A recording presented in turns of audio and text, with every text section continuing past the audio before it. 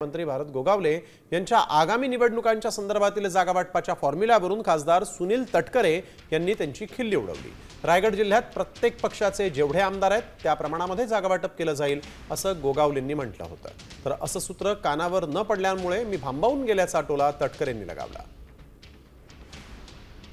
मग 59 चे जर बेरीज करायची झाली तर आमचे 7 आमदार त्याची बेरीज करून जे काय 3 सीट जास्त उरत आहेत त्याचा काय विचार करायचा।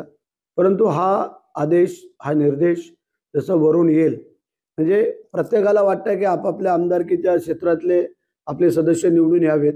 तर तसे आम्ही 7 आमदार युतीतले आहोत। मग त्या युतीतल्या आमदारांना जर प्रत्येकालाच वाटत असेल तर मग हा फॉर्म्युला होऊ शकतो 8चा काय 8×7=56।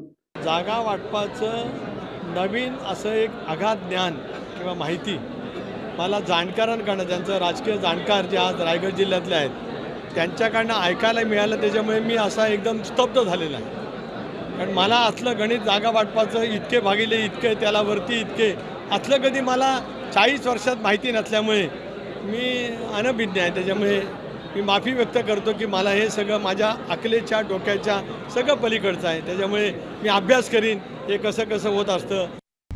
आता isakal.com आहे देशातील नंबर 1 ची मराठी न्यूज वेबसाईट। प्रत्येक अपडेटसाठी isakal.com ला नक्की भेट द्या।